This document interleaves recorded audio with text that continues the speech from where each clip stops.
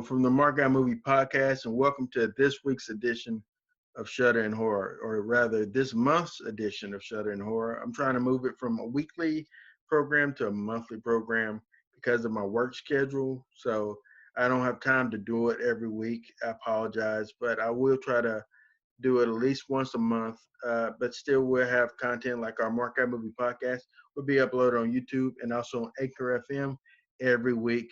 And also, Brandon is back. So Brandon's giving us content on the Anchor FM, and he may also give us stuff to be put up here as well. The Burning, which is a 1981 horror film that is currently streaming on the Shudder streaming service.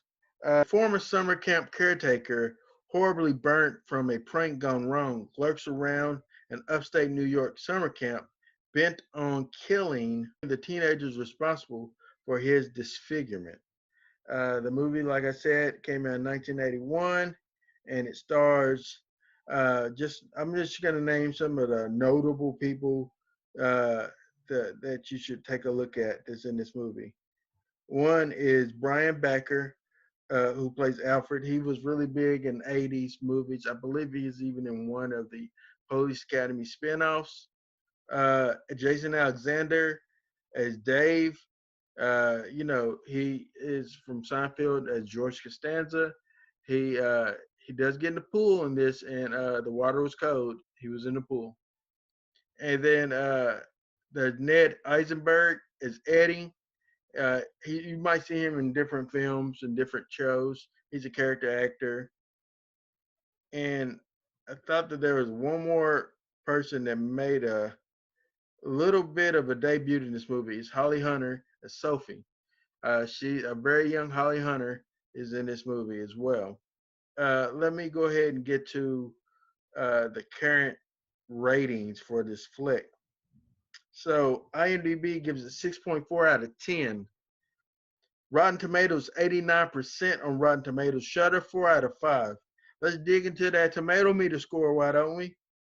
All right, this is what it says. 89% on the tomato meter, 61% on the audience score. So this movie is well loved all the way around.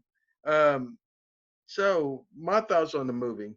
The movie it came out in 1981. It was made at the same time that Friday the 13th Part 2 was being made. So there is a lot of similarities between those two films. Both of them feature a male killer that is disfigured or some type of issue with him, stalking teen kids at a summer camp, killing them. Both of them are very similar to one another. Now there is the old adage of which one came first. Both of them came at right at the same time, but I believe it just is what it is. It's just a coincidence because both of them are very similar, but none of it bit off of another one. This is not a ripoff of Friday 13th, and Friday 13th is not a ripoff of this movie. This is a clear coincidence. It's not like Halloween where you have Halloween and you have Black Christmas. Black Christmas came out like a year prior to Halloween. So you can see a lot of influences in Halloween that came from Black Christmas. So it's not like this. This is purely coincidental. So the movie in itself, it was entertaining. The first time I saw it, I've seen it twice now. First time I saw it, I was blown away. I loved it. I wanted to buy it on Blu-ray. Second time me watching it, I wasn't as into it. Maybe it was just my mood or, dealing with things throughout my whole life and things like that influenced my take on it this time around. This time around, I didn't like it as much as I liked it initially. But it was good seeing Jason Alexander. It's always good seeing him. I'm a big fan of his. And it was good seeing the other people that's in this film. The killer had some very interesting kills, and a very epic kill that made the cover is really good. The use of the garden shears is really good, and it's really good kills, man. Some really good.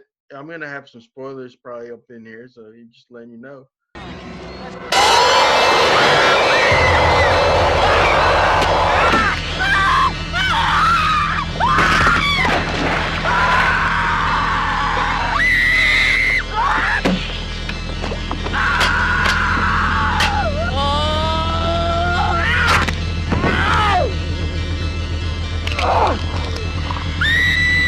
but yeah, some really good kills, some really good things happening.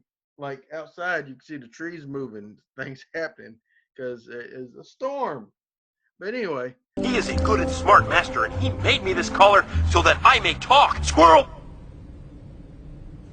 My master is good and smart. yeah, the movie was good. I really enjoyed, the characters in it. Nobody felt throwaway, um, and it all led to just an okay conclusion. I wish the conclusion was better, but this movie is not a bad movie. So if you have the Shudder streaming service, I recommend you get it and watch it on the Shudder streaming service. Now, would I recommend you own this movie?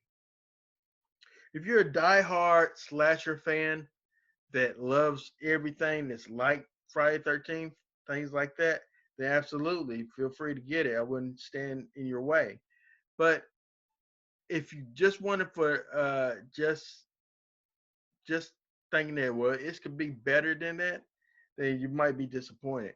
Uh, but this is just it's just an okay movie. It's just okay in my. So let me go ahead and give my scores. I give this movie. I'm still gonna give a fresh score though for what the time and the people who's in it. I'm gonna give it a 3 out of 5. The reason why I give it that is because it's still okay. It's an okay movie. I liked it the first time I saw it. Just there's probably other forces in play that impacted my score on this one. I wasn't as into it this time around, and it didn't have my undivided attention, and I apologize for it. But the movie in itself isn't bad. It looks like people had fun making the movie, and I think that people will enjoy watching the movie. But it's not Friday 13th. It's not that. But it is an early slasher, and 80 slashers is the best. So there you go. But yeah, so I enjoyed watching it for you. I don't know what I'm gonna do next time around for Shut In Horror, which will come in August. I'm not sure. If I think of something, I will. We'll put it out there, letting you know what it's gonna be. If you have anything that you want me to see this on the Shudder streaming service, please let me know in the comments below. Like and subscribe to my channel, our channel, Market Movie Podcast. Also, check us out on Anchor.fm. We have a lot more content there. That's our audio, but hey, I hope that you like to hear my voice. So it is what it is. I thank you for listening to us here, and thank you for marking out with us here on the Mark Out Movie Podcast. You have a good rest of your day.